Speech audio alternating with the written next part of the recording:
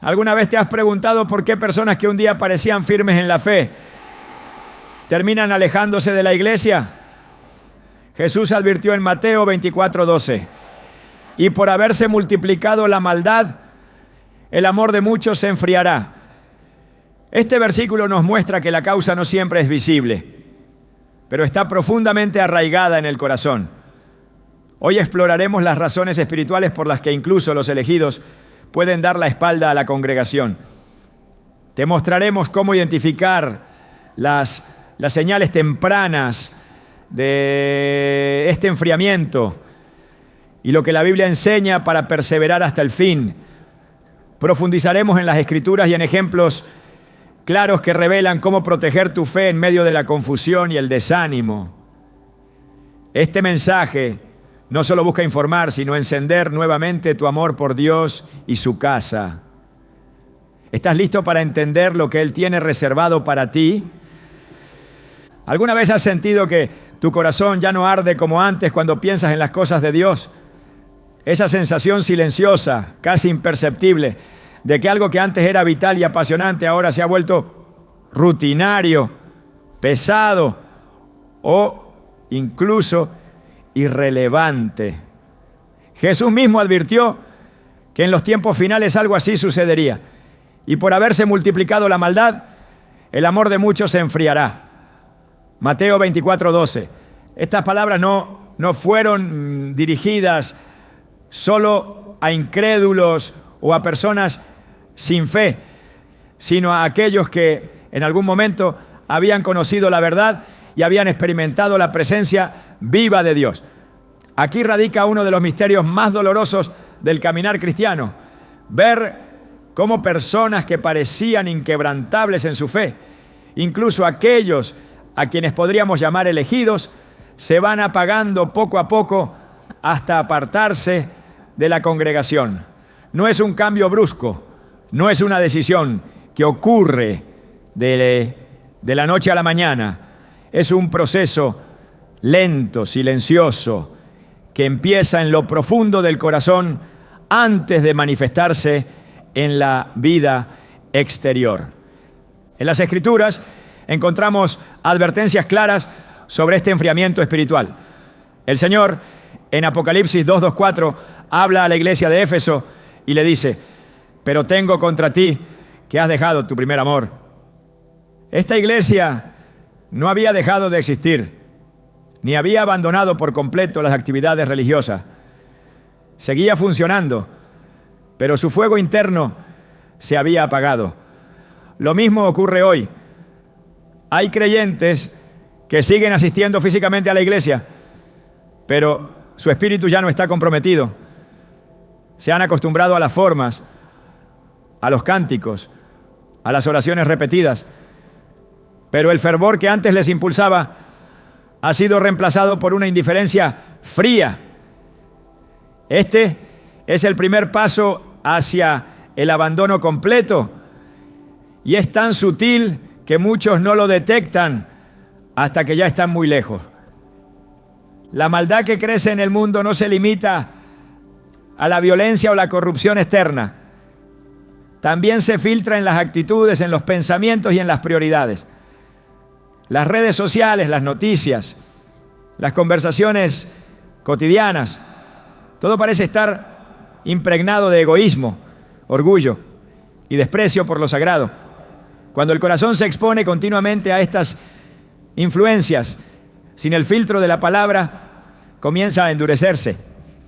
Proverbios 4:23 nos recuerda: sobre toda cosa guardada, guarda tu corazón, porque de él mana la vida.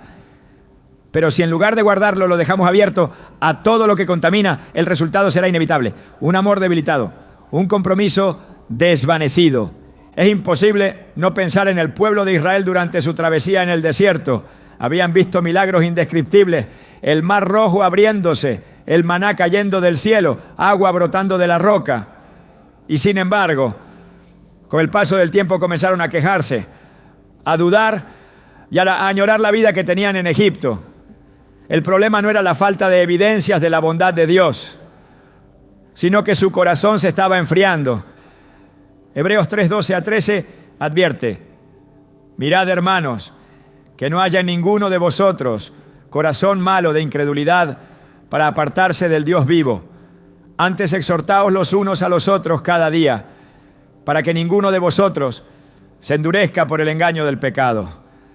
El pecado engaña, y ese engaño es como una capa de hielo que cubre lentamente el fuego del amor de Dios en nosotros. Recuerdo la historia de una mujer que durante años fue un pilar en su iglesia.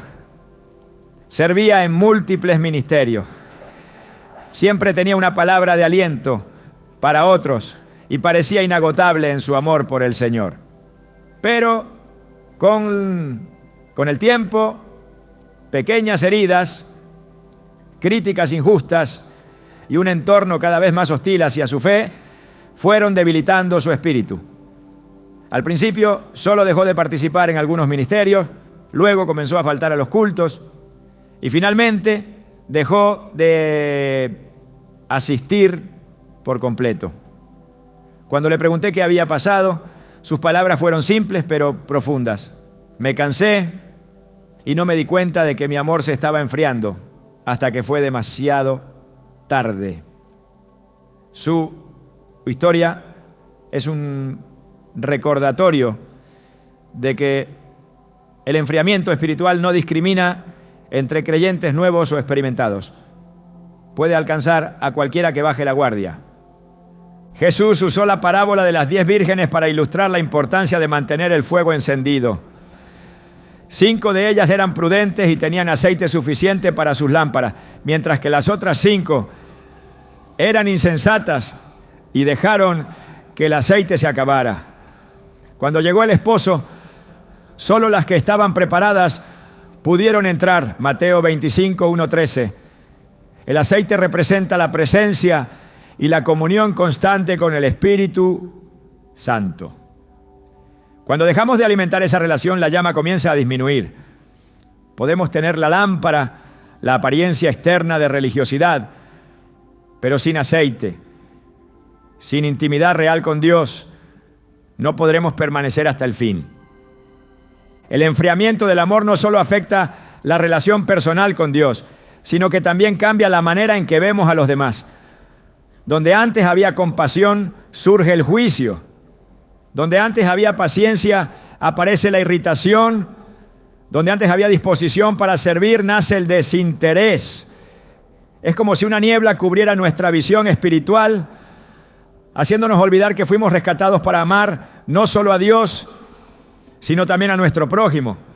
Jesús fue claro en Juan 13:35.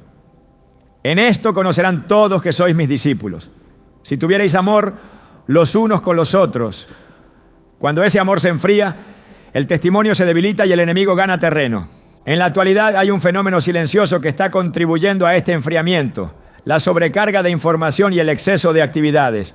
Vivimos en un mundo que glorifica la productividad y el entretenimiento constante.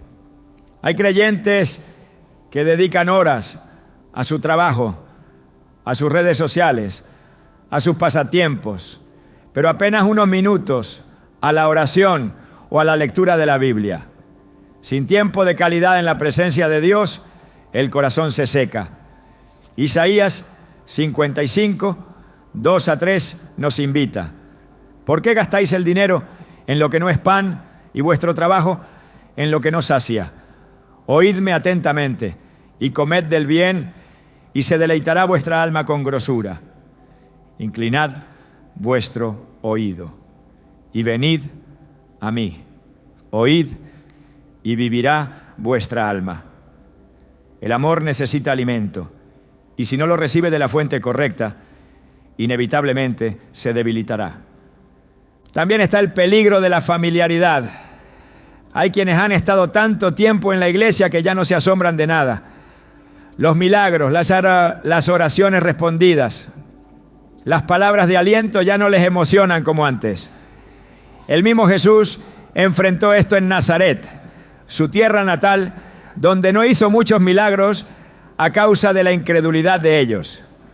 Mateo 13:58. La familiaridad produce indiferencia y la indiferencia es terreno fértil para que el amor se enfríe. El apóstol Pablo en su segunda carta a Timoteo describe a los hombres de los últimos días como amadores de sí mismos, avaros, vanagloriosos, soberbios, amadores de los deleites más que de Dios, que tendrán apariencia de piedad, pero negarán la eficacia de ella. 2 Timoteo 3, 2, 5. Esta descripción no es sobre gente completamente apartada de lo religioso, sino sobre aquellos que conservan la forma externa, pero han perdido el poder interno. El amor que se enfría no siempre se nota en lo visible de inmediato, pero tarde o temprano se manifiesta en decisiones y actitudes que nos alejan de la comunión verdadera. En el libro de Cantares hay una escena que retrata este enfriamiento de manera poética pero profunda. La esposa oye que su amado llama a la puerta, pero en lugar de abrir de inmediato responde con excusa. Me he quitado la ropa. ¿Cómo me debe ponme de vestir? He lavado mis pies. ¿Cómo los he de ensuciar? Cantares 5 a 3. Cuando finalmente se levanta para abrir, su amado ya se ha ido. Este retraso en responder al llamado del amado es una imagen vívida de lo que sucede cuando dejamos que la comodidad y la apatía nos dominen. El amor no se pierde de un momento a otro, se apaga cuando dejamos de responder con prontitud y alegría a la voz de Dios. Sin embargo, la Escritura también nos ofrece esperanza y un camino de regreso. En Apocalipsis 2:5 el Señor le dice a la iglesia de Éfeso: recuerda, por tanto, de dónde has caído y arrepiéntete y haz las primeras obras. El enfriamiento no tiene por qué ser el final. El fuego puede reavivarse si hay disposición para volver al primer amor, para recordar aquellos días en que la presencia de Dios era lo más anhelado, cuando servirle no era una carga, sino un gozo. Este retorno requiere humildad para reconocer la condición actual y valentía para hacer los cambios necesarios. He visto personas que parecían perdidas volver a encender su amor por Dios al tomar decisiones radicales, dejar de exponerse a influencias negativas, reconectar con la palabra, buscar consejería espiritual, rodearse de creyentes que les animen. En Hebreos 10, 24 a 25 encontramos un llamado poderoso. Considerémonos unos a otros para estimularnos al amor y a las buenas obras, no dejando de congregarnos, como algunos tienen por costumbre, sino exhortándonos. Y tanto más cuanto veis que aquel día se acerca. Congregarse no es solo un deber, es un medio de gracia que protege el corazón del enfriamiento. Quizá hoy te das cuenta de que tu amor por Dios no es el mismo que antes. Tal vez sigues asistiendo a la iglesia, pero ya no sientes esa chispa que encendía tus oraciones. Tal vez tu Biblia está más tiempo cerrada que abierta y tus conversaciones sobre Dios son cada vez más escasas. No lo ignores. El enfriamiento es un aviso temprano de que el enemigo está ganando terreno. Es tiempo de detenerse, de examinar el corazón, de clamar como el salmista: vuélveme el gozo de tu salvación y espíritu noble me sustente. Salmo 51, 12.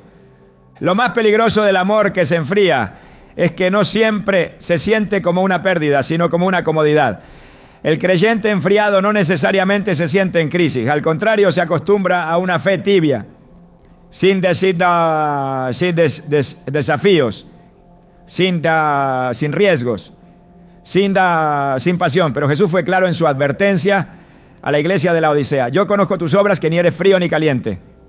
Ojalá fuese frío o caliente, pero por cuanto eres tibio, te vomitaré de mi boca. Apocalipsis 3:15 a 16. La tibieza no es una zona segura, es una condición que provoca el rechazo del Señor. Si hay algo que la historia de la iglesia nos enseña, es que el amor por Dios no se mantiene encendido por inercia. Requiere vigilancia constante, disciplina espiritual y una decisión diaria de buscar su rostro.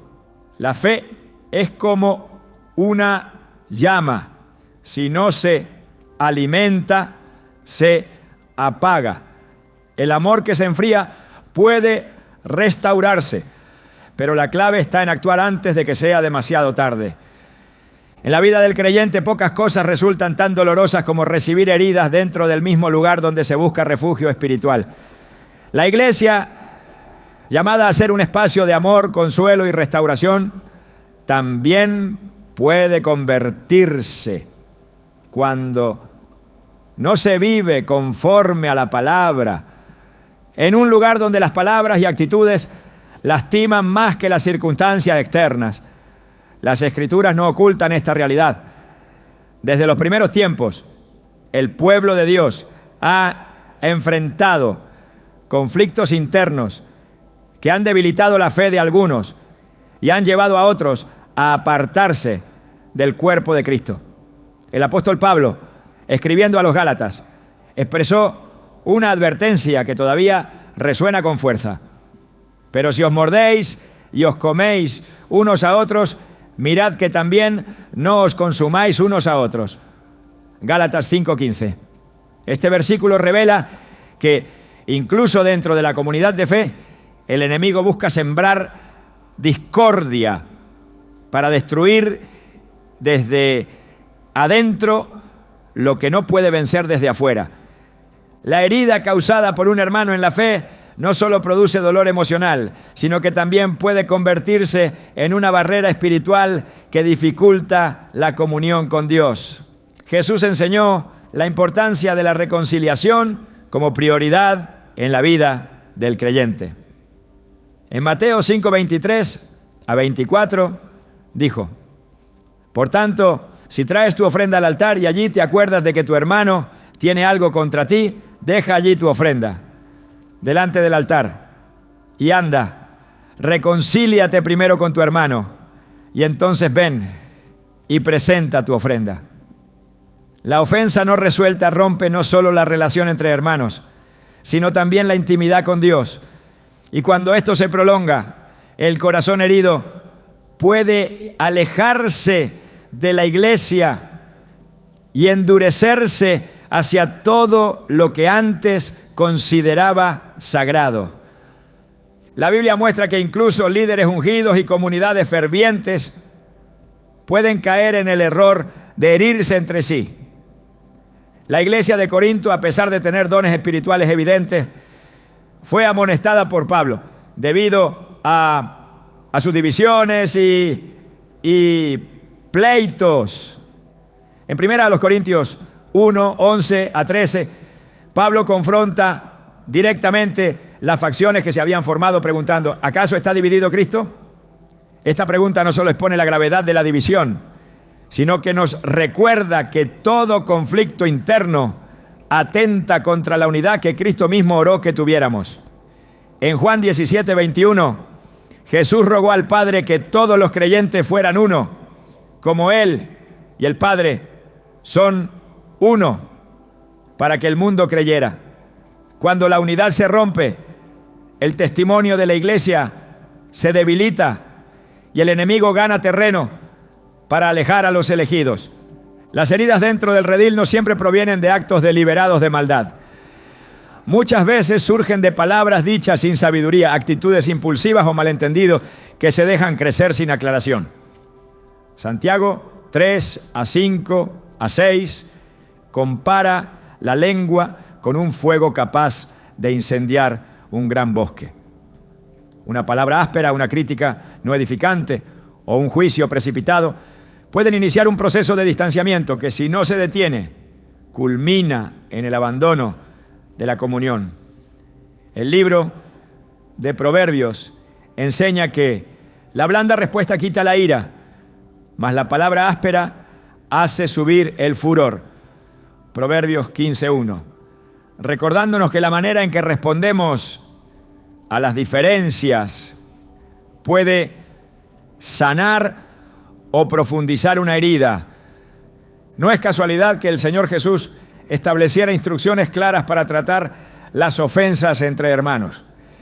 En Mateo 18, 15 a 17, se nos enseña un proceso de restauración que comienza en lo privado y busca siempre la reconciliación antes que la exposición.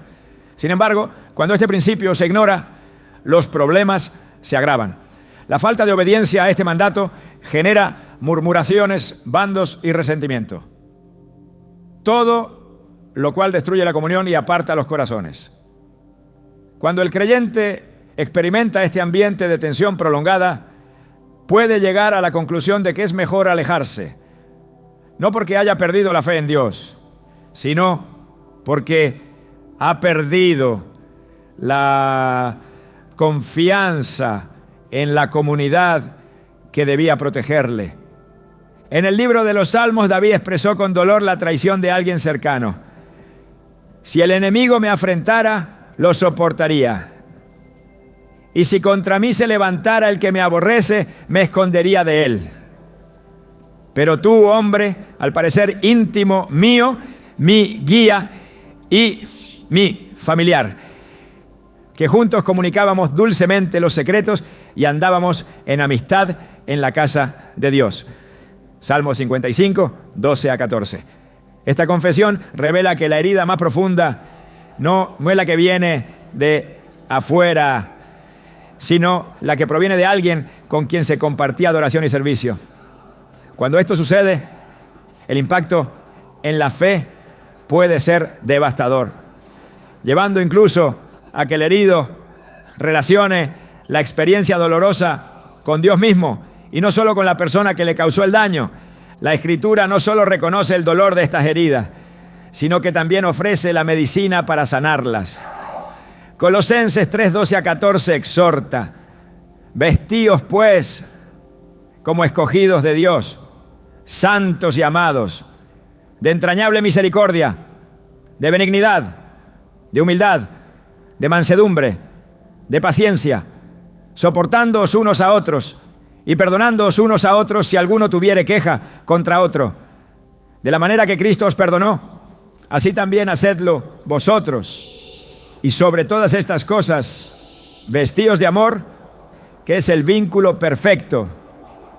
El perdón no es opcional para el creyente, sino un mandato que refleja el carácter de Cristo y que tiene el poder de restaurar lo que el enemigo quiso destruir. Cuando la herida no se trata, se convierte en raíz de amargura.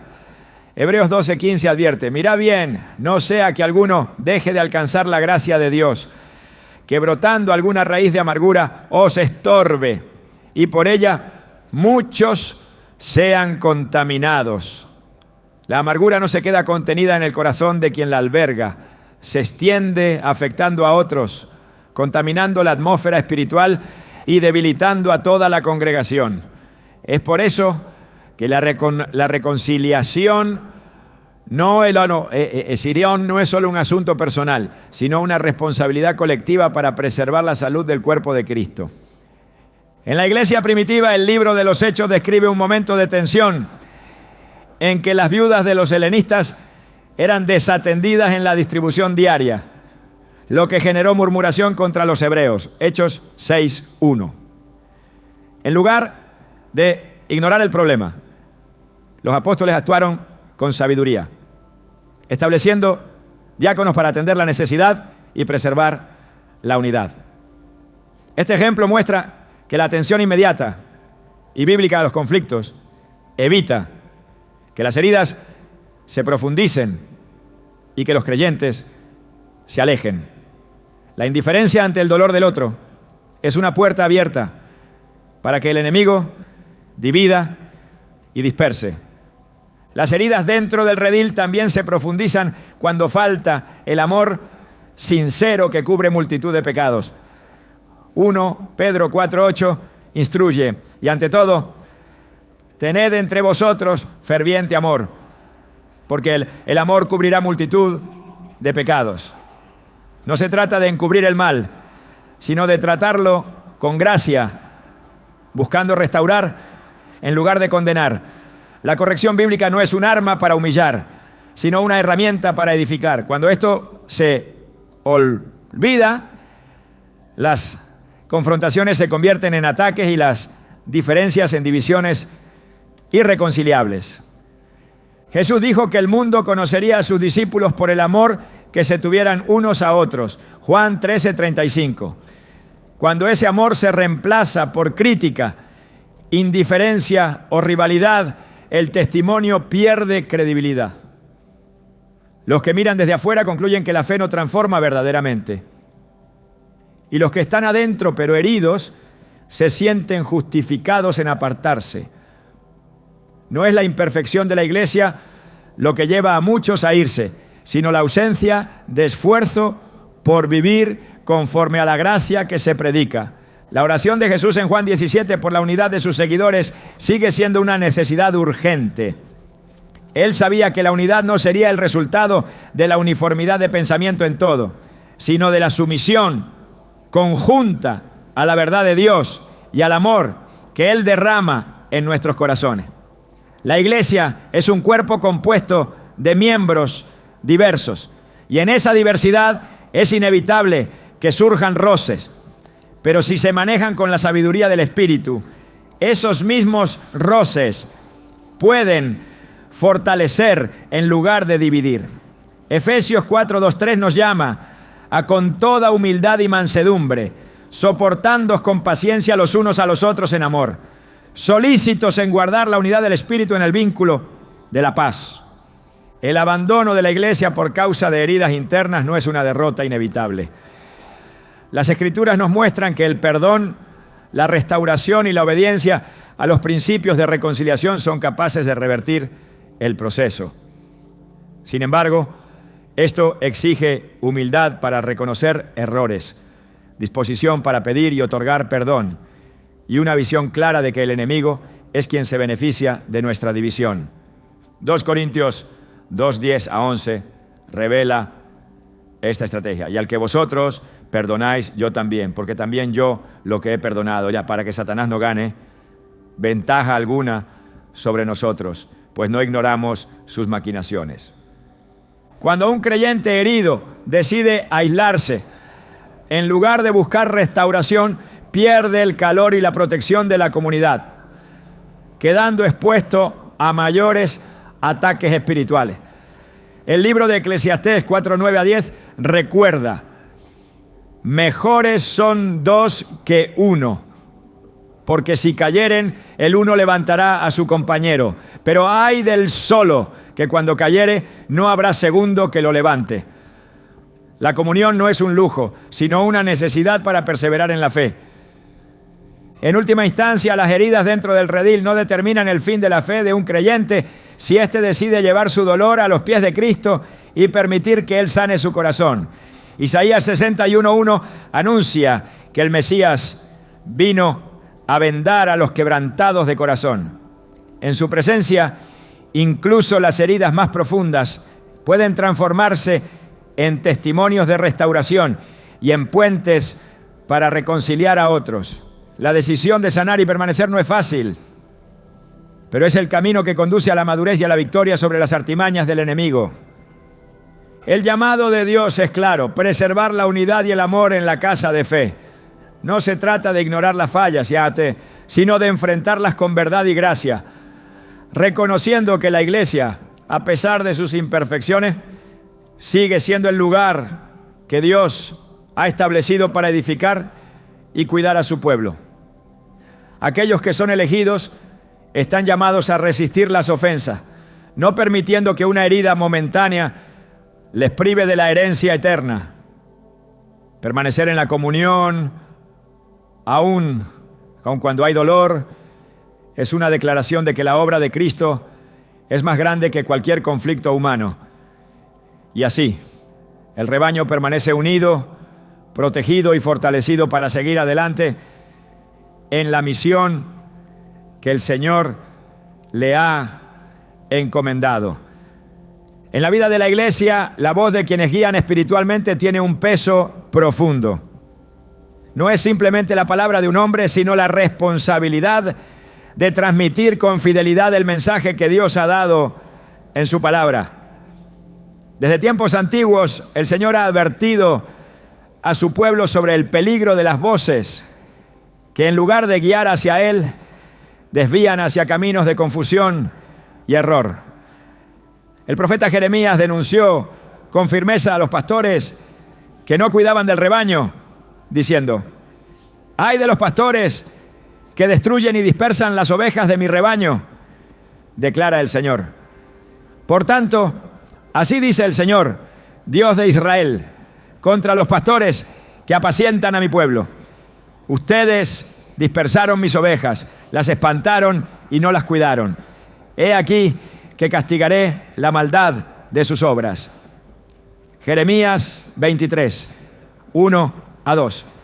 Cuando la voz de quienes deberían reflejar el corazón de Dios se corrompe, el daño no es solo doctrinal, sino profundamente espiritual, llevando incluso a los elegidos a apartarse de la congregación. La distorsión no siempre es evidente. Puede comenzar con una ligera desviación de la verdad, una interpretación acomodada a intereses humanos o una omisión de lo que incomoda. En 2 Timoteo 4, 3-4, Pablo advirtió que vendrá tiempo cuando no soportarán la sana doctrina, sino que teniendo comezón de oír, se amontonarán maestros conforme a sus propias concupiscencias y apartarán de la verdad el oído y se volverán a las fábulas. Esta profecía describe un escenario en el que la demanda por mensajes agradables provoca la oferta de enseñanzas diluidas, donde la confrontación con el pecado es reemplazada por palabras que halagan y entretienen. La consecuencia es un pueblo que pierde discernimiento y se acostumbra a una fe superficial. En la historia del pueblo de Israel, los falsos profetas fueron una constante amenaza. Anunciaban paz cuando venía juicio y prometían seguridad cuando la nación estaba en rebelión contra Dios.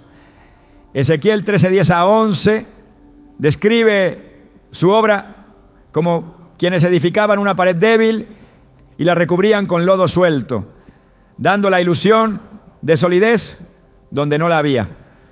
De igual manera, cuando la voz pastoral se aparta de la verdad, puede levantar estructuras de apariencia firme, pero que no resisten la prueba del tiempo ni la presión de las pruebas. El creyente que se apoya en esas palabras y luego ve cómo se derrumban, puede sentir que su fe entera ha sido traicionada. Y el dolor de esa decepción puede impulsarlo a abandonar el lugar donde esperaba encontrar alimento y dirección. Jesús mismo advirtió sobre los falsos pastores. En Juan 10 se presenta como el buen pastor que da su vida por las ovejas, en contraste con el asalariado que huye cuando ve venir el peligro, porque no le importan realmente las ovejas. La diferencia radica en la motivación. El verdadero pastor sirve por amor y obediencia a Dios, mientras que el falso busca su propio beneficio, ya sea material, social o de poder. Cuando un creyente descubre que quien le guiaba no estaba motivado por el cuidado genuino del rebaño, el golpe a su confianza puede ser tan fuerte que decida alejarse no solo del líder, sino de la comunidad entera. En las cartas apostólicas, las advertencias sobre los falsos maestros son insistentes. Pedro, en su segunda carta, escribe: pero hubo también falsos profetas entre el pueblo, como habrá entre vosotros falsos maestros, que introducirán encubiertamente herejías destructoras, y aún negarán al Señor que los rescató, atrayendo sobre sí mismos destrucción repentina. Y muchos seguirán sus disoluciones, por causa de los cuales el camino de la verdad será blasfemado. 2 Pedro 2, 1-2. La enseñanza distorsionada no solo afecta a quienes la reciben, sino que daña el testimonio de la iglesia ante el mundo. Cuando los que están fuera ven incoherencia o corrupción en quienes enseñan, asocian esa imagen a todo el evangelio. Y cuando los que están dentro experimentan ese desengaño, algunos concluyen que es mejor apartarse. La distorsión de la voz pastoral también se manifiesta cuando se sustituye la palabra de Dios por tradiciones humanas o filosofías ajenas a las Escrituras. Jesús confrontó a los fariseos por invalidar la palabra a causa de sus tradiciones. Marcos 7:13. El peligro no está solo en lo que se añade, sino en lo que se omite. Un pastor que evita temas esenciales por temor a perder seguidores o por mantener una imagen aceptable ante la cultura, termina privando a las ovejas del alimento que necesitan para crecer y perseverar. Sin ese sustento, la fe se debilita y la congregación se convierte en un grupo vulnerable a todo viento de doctrina. La figura del pastor en la Biblia no es la de un líder autoritario que impone su voluntad, sino la de un siervo que conduce según el corazón de Dios. En el 1 Pedro 5:2-3, el apóstol exhorta: apacentad la grey de Dios que está entre vosotros, cuidando de ella no por fuerza, sino voluntariamente, no por ganancia deshonesta, sino con ánimo pronto, no como teniendo señorío sobre los que están a vuestro cuidado, sino siendo ejemplos de la grey. Cuando la voz pastoral se aleja de este modelo y se convierte en un instrumento de control, manipulación o abuso, el daño es profundo. Quienes sufren bajo un liderazgo así pueden llegar a identificar la voz de su pastor con la voz de Dios y, al descubrir la falsedad, rechazar ambas, apartándose del redil y quedando expuestos a la dispersión. La Escritura también habla de la necesidad de discernir. En el 1 Juan 4:1 se nos ordena: amados, no creáis a todo espíritu, sino probad los espíritus si son de Dios, porque muchos falsos profetas han salido por el mundo. Esto implica que la responsabilidad de no dejarse engañar no recae únicamente en el pastor, sino también en cada creyente, que debe conocer las Escrituras y compararlo todo con la verdad revelada.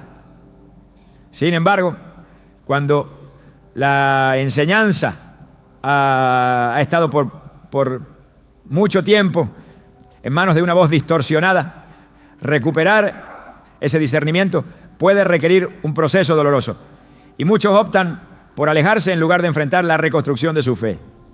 En el Antiguo Testamento, Miqueas confrontó a los profetas que profetizaban por interés material, diciendo: así dice el Señor acerca de los profetas, que hacen errar a mi pueblo, que claman paz, cuando tienen algo que comer, y al que no les da de comer, declaran guerra contra él. Miqueas 3:5.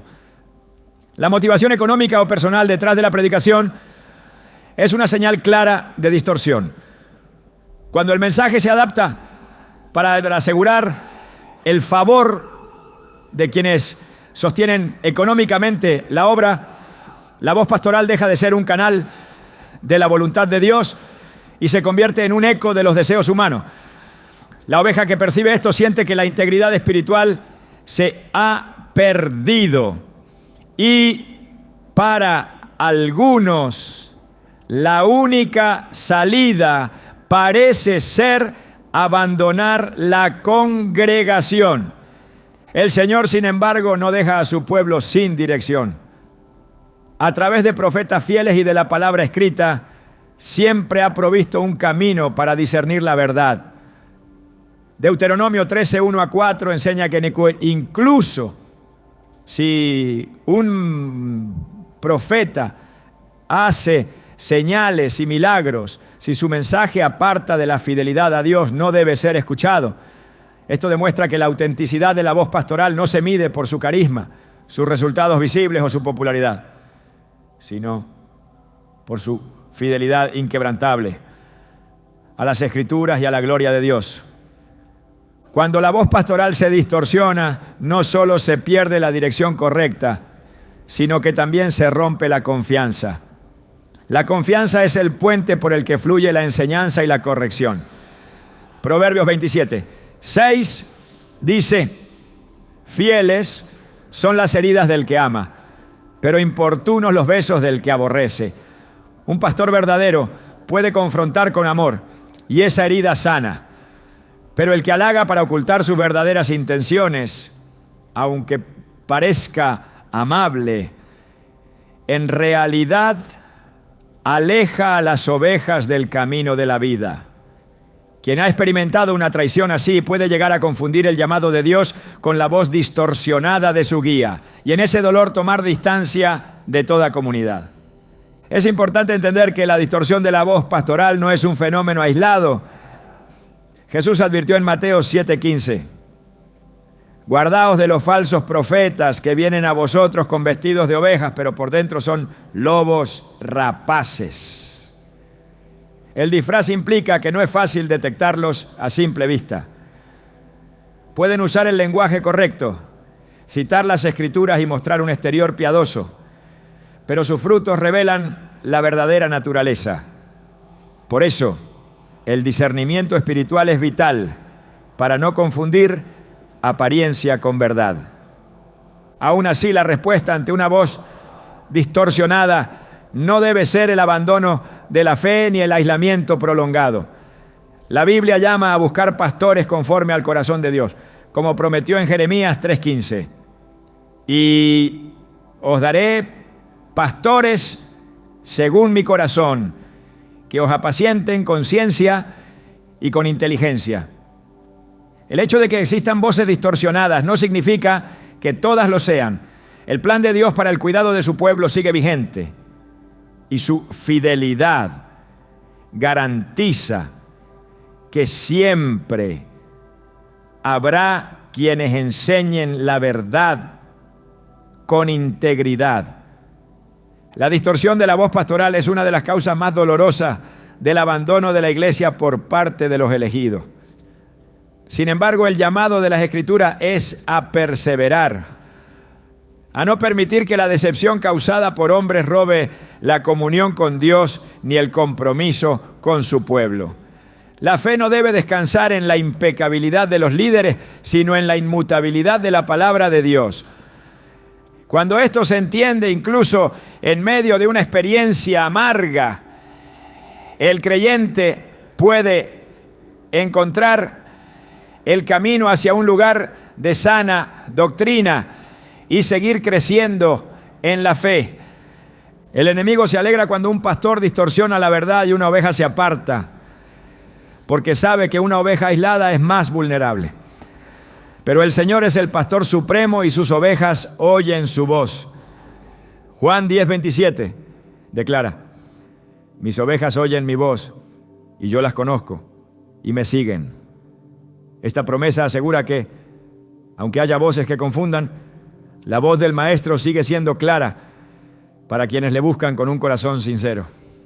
Permanecer atentos a esa voz es la clave para no ser arrastrados por el engaño ni dejar que la decepción determine el futuro espiritual. Hay momentos en la vida del creyente en que el cielo parece cerrado.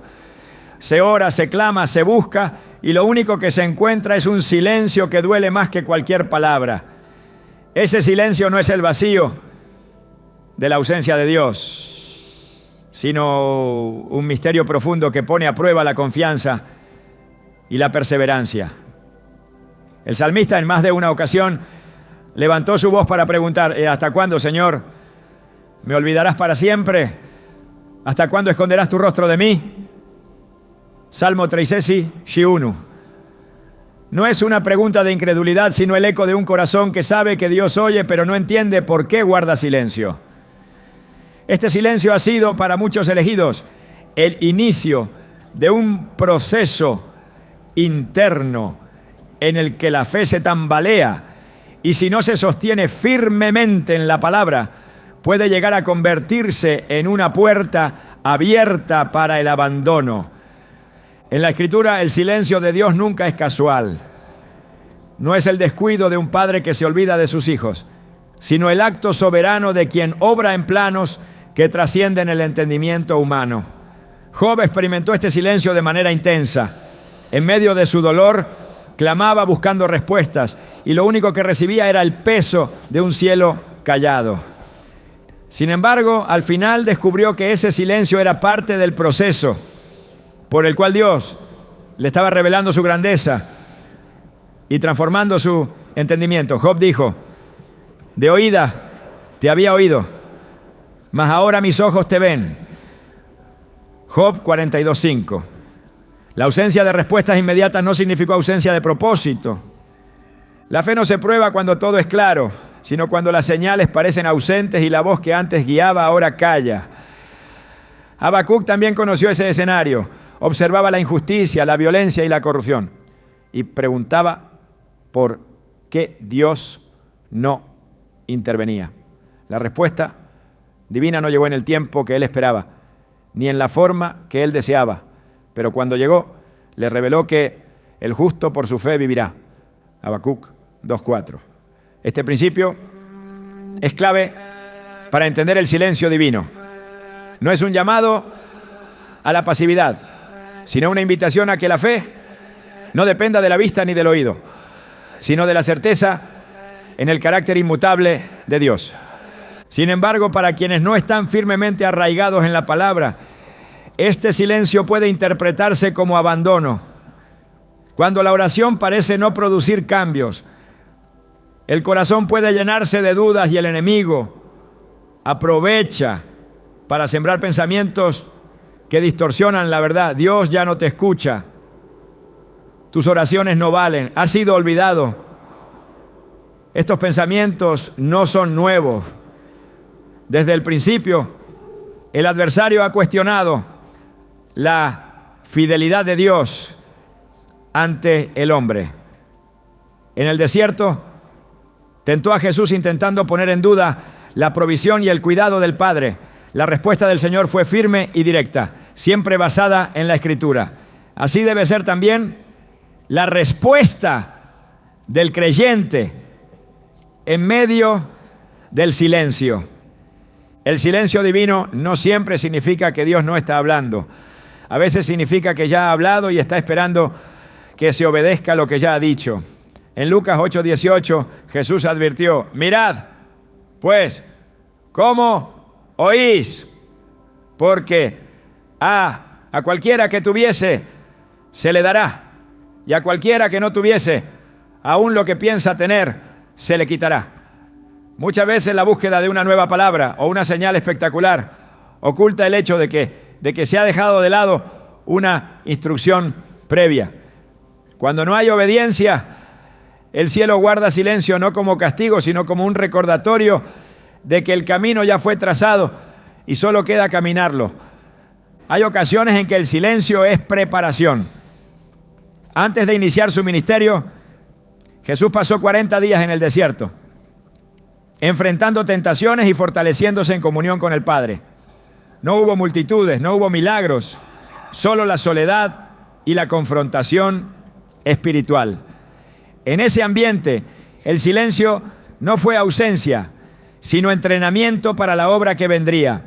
Así también, el creyente que atraviesa un tiempo de aparente quietud celestial puede estar siendo preparado para cargas y llamados que aún no imagina.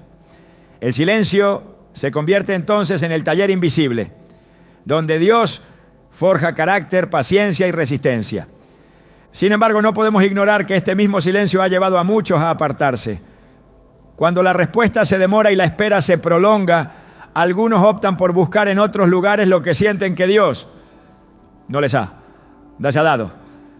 Israel, en el desierto, no soportó la ausencia visible de Moisés y fabricó un becerro de oro para adorarlo. Éxodo 32. No fue que Dios dejara de ser su Dios, sino que ellos no soportaron el tiempo de espera y llenaron el silencio con un sustituto. Así ocurre aún hoy. El creyente que no entiende el silencio puede llenarlo con filosofías humanas, consejos sin fundamento bíblico o incluso prácticas contrarias a la fe, creyendo que así encontrará alivio a su ansiedad espiritual. En el libro de Lamentaciones, el profeta Jeremías reconoce el valor del silencio en la vida del justo. Bueno le es al hombre llevar el yugo desde su juventud, que se siente solo y calle, porque es Dios quien se lo impuso. Lamentaciones 3:27-28. Este silencio no es vacío, sino disciplina. No es para destruir, sino para fortalecer. El problema surge cuando se interpreta como una señal definitiva de que Dios ha dejado de actuar. Cuando esto sucede, el corazón se aleja, la comunión se enfría y la congregación deja de ser un lugar de edificación para convertirse en un recordatorio de lo que se siente perdido. La clave para atravesar el silencio está en lo que se hace durante ese tiempo. El salmista declara: en el día que temo yo en ti confío. Salmo 56:3. La confianza no depende de la cantidad de palabras que se reciban, sino de la certeza de que Dios sigue siendo quien dijo que es. El silencio es temporal. La fidelidad de Dios es eterna. Si el corazón se aferra a esta verdad, podrá resistir la tentación de abandonar el lugar donde Dios le ha plantado. También es necesario discernir entre el silencio que Dios permite para probar la fe y el silencio que resulta de la desconexión espiritual causada por el pecado o la desobediencia. Isaías 59:2 afirma: vuestras iniquidades han hecho división entre vosotros y vuestro Dios, y vuestros pecados han hecho ocultar de vosotros su rostro para no oír. Cuando el pecado interrumpe la comunión, el silencio no es prueba, es consecuencia. En estos casos, el camino de retorno no es esperar una nueva palabra, sino arrepentirse y restaurar la relación con Dios. El silencio puede ser una invitación a profundizar en la palabra escrita. Mientras que muchos esperan una voz audible o una señal extraordinaria, las Escrituras están llenas de respuestas que permanecen disponibles en todo momento. El apóstol Pablo, aún privado de libertad y lejos de las congregaciones, seguía recibiendo y transmitiendo dirección divina a través de la revelación que ya había recibido y que enseñaba por medio de cartas. La voz de Dios no se limita a un formato, y quien aprende a escucharla en la Escritura nunca quedará sin guía. Es importante recordar que en los tiempos de mayor silencio, los sentidos espirituales deben afinarse más que nunca. Elías, huyendo y abatido, buscó a Dios en el viento fuerte, en el terremoto y en el fuego, pero el Señor se manifestó en un silbo apacible y delicado. Primera Reyes 19:11-12. En medio del silencio, Dios sigue hablando, pero no siempre en la forma que se espera. La sensibilidad para percibir su dirección en lo pequeño, en lo sutil, es parte del crecimiento espiritual que estos periodos producen. La tentación de interpretar el silencio como desaprobación o indiferencia divina es fuerte. Sin embargo, el carácter de Dios permanece inmutable. Él es el mismo que prometió: no te desampararé ni te dejaré. Hebreos 13:5. La ausencia de respuesta inmediata no invalida esa promesa. De hecho, muchas veces es en el silencio donde se confirma, porque solo permaneciendo cuando no hay señales externas, se demuestra que la fe está realmente puesta en Él y no en lo que Él da. Para los elegidos que han enfrentado el silencio y lo han interpretado como abandono, el enemigo ofrece la salida engañosa del aislamiento. Alejarse de la congregación parece un modo de evitar la frustración de seguir esperando. Sin embargo, el aislamiento no trae claridad, sino mayor confusión. En comunidad, aunque no haya palabra fresca en lo personal, se recibe el apoyo de la adoración colectiva, la enseñanza bíblica y la intercesión de otros. Abandonar ese entorno es como apagar el fuego y esperar que la brasa se mantenga encendida por sí sola. El silencio de Dios, lejos de ser una señal de que no hay nada ocurriendo, es muchas veces el escenario donde se producen las obras más profundas. Como la semilla enterrada que parece inactiva, pero está germinando. El creyente, en tiempo de silencio puede estar siendo formado para dar fruto en la estación siguiente. La espera no es desperdicio, es inversión en madurez espiritual. Quien aprende a caminar con Dios en silencio desarrollará una fe inquebrantable. Como dice el profeta Isaías, en descanso y en reposo seréis salvos, en quietud y en confianza será vuestra fortaleza. Isaías 30:15. Esta fortaleza es la que impide que el creyente, aún sin oír una voz directa, sea arrastrado fuera del redil. El silencio se convierte entonces en un maestro que enseña a sostenerse no por lo que se siente, sino por lo que se sabe. El abandono de la iglesia a causa del silencio es una tragedia evitable si se entiende que el silencio no es ausencia, sino una forma diferente de la presencia de Dios. Se puede atravesar esa etapa sin romper la comunión. El creyente que persevera en medio del silencio descubrirá que al final Dios siempre ha estado obrando y que cada momento de espera tenía un propósito eterno. Y cuando finalmente la voz vuelva a resonar, será más dulce, más clara y más transformadora que nunca. Uno de los peligros más sutiles para el creyente no viene en forma de persecución abierta, sino como un abrazo suave y persistente que poco a poco aprieta hasta apartar el corazón de Dios. El mundo, con su sistema de valores contrario al reino, ejerce una presión silenciosa pero constante para moldear la mente y el comportamiento según sus patrones. El apóstol Juan advirtió: no améis al mundo ni las cosas que están en el mundo. Si alguno ama al mundo, el amor del Padre no está en él. 1 Juan 2:15. Este llamado no es una sugerencia opcional, sino una advertencia directa, porque el afecto por el mundo compite de manera directa con el amor por Dios. La atracción del mundo no siempre se presenta como algo abiertamente pecaminoso. Muchas veces se disfraza de aspiraciones legítimas, oportunidades atractivas o distracciones inofensivas. Sin embargo, cuando ocupan el lugar que corresponde a la búsqueda del reino, se convierten en ídolos silenciosos que desvían el corazón. Jesús dijo que nadie puede servir a dos señores, porque amará a uno y menospreciará al otro. Mateo 6:24. La aparente neutralidad del mundo es engañosa. En realidad, todo su sistema está diseñado para enfriar la pasión espiritual y sustituirla por una satisfacción temporal. La presión cultural también juega un papel importante. La necesidad de aceptación, el temor a la exclusión y el deseo de encajar pueden llevar a diluir convicciones. Pablo advirtió en Romanos 12:2 que no debemos conformarnos a este siglo, sino ser transformados por la renovación de nuestro entendimiento. Cuando esta transformación se interrumpe, las prioridades comienzan a cambiar y lo eterno se reemplaza por lo inmediato. Lo que antes era innegociable en la fe se convierte en negociable para evitar el rechazo o para obtener beneficio.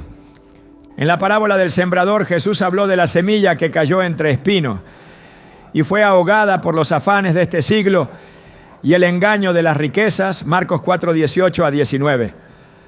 Aquí no se trata de una oposición directa a la fe, sino de una competencia silenciosa que roba el tiempo, la atención y el afecto que deberían estar dedicados a Dios. El resultado es un creyente que sigue presente físicamente en la congregación por un tiempo, pero cuyo corazón ya ha sido cautivado por otras prioridades. Finalmente, el alejamiento externo es solo la manifestación visible de un alejamiento que comenzó mucho antes en el interior. El mundo no solo ofrece lo que agrada a la carne, sino que promueve un pensamiento que relativiza la verdad. Las Escrituras dejan de ser la autoridad final y en su lugar se adoptan opiniones populares que parecen más razonables o más modernas Este cambio sutil de fundamento provoca que la comunión con la iglesia se vea como algo opcional o prescindible.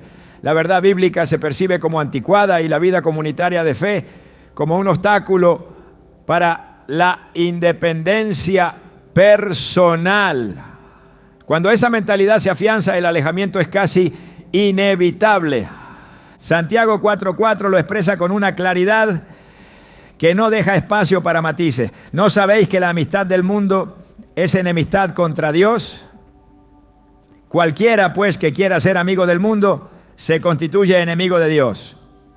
Esta enemistad no es un acto único, sino un proceso de alineación progresiva con valores y prácticas contrarias al Evangelio.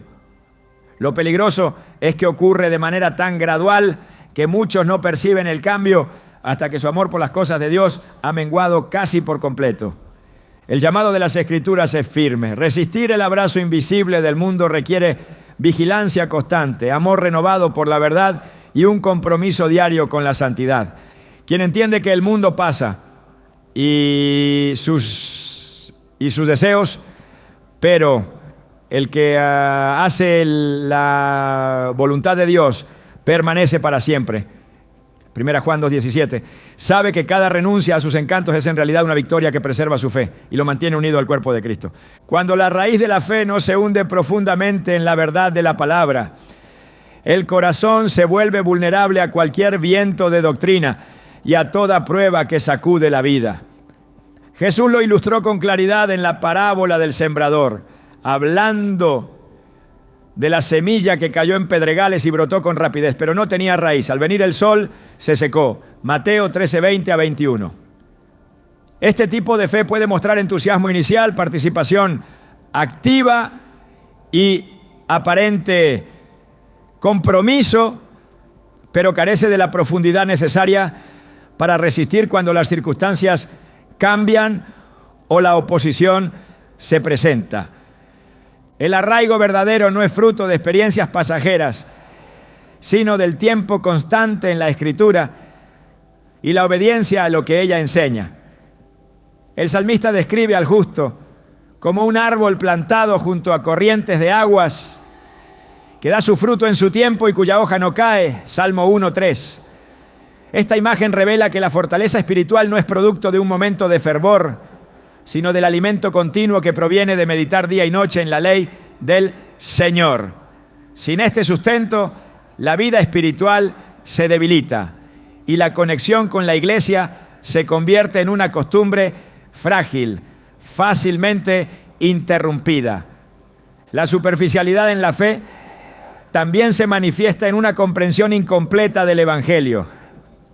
Cuando el mensaje se recibe como una promesa de bienestar inmediato o como una solución a problemas temporales, se genera una expectativa que al no cumplirse deja espacio para la frustración.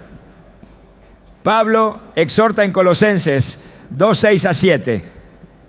Por tanto, de la manera que habéis recibido al Señor Jesucristo, andad en Él, arraigados y sobreedificados en Él y confirmados en la fe, así como habéis sido enseñados, abundando en acciones de gracias.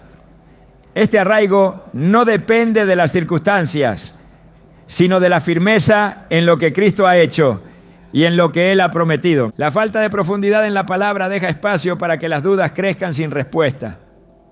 Cuando el creyente no sabe dónde acudir en las Escrituras para encontrar dirección, su fe se apoya más en impresiones y emociones que en la verdad revelada.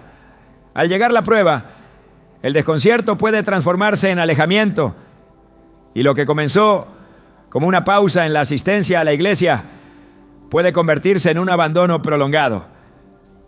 El llamado de Dios es a que sus hijos se afiancen en la verdad para no ser movidos. Efesios 4:14 advierte contra el peligro de ser llevados por doquiera de todo viento de doctrina y señala que el crecimiento en la fe requiere conocer profundamente a Cristo y la enseñanza apostólica. Una raíz firme no se logra de manera superficial ni ocasional. Requiere disciplina, perseverancia y un amor genuino por la palabra que transforme la mente y el corazón. Quien desarrolla raíces profundas en la verdad de Dios permanece, aunque las estaciones cambien y los vientos soplen con fuerza. El abandono de la iglesia no encuentra terreno fértil en un corazón que se sostiene en lo eterno, porque sabe que su vida no depende de lo visible, sino de la roca inconmovible que es Cristo. La realidad de que algunos elegidos abandonen la iglesia nos recuerda que la perseverancia no es un acto automático, sino una decisión diaria alimentada por una comunión viva con Dios. Más allá de las causas visibles, existe una batalla invisible que busca apartar el corazón del lugar donde se adora y se sirve en unidad. Jesús oró al Padre diciendo: no ruego que los quites del mundo, sino que los guardes del mal. Juan 17:15. En esa oración se encuentra la clave: no ser retirados del campo de batalla, sino permanecer protegidos mientras cumplimos el propósito que se nos ha confiado. La fidelidad no depende de entornos perfectos, sino de una visión clara de aquel a quien seguimos. Mantener los ojos fijos en Cristo es lo que nos permite seguir adelante cuando las circunstancias invitan a retroceder. Permanecer en la iglesia no es solo un compromiso con un lugar, sino con el diseño divino que establece a su pueblo como cuerpo unido. Quien entiende que su lugar en el cuerpo es parte del plan eterno, no busca escapar ante la dificultad, sino honrar a Dios permaneciendo firme hasta que Él mismo diga que la carrera ha llegado a su fin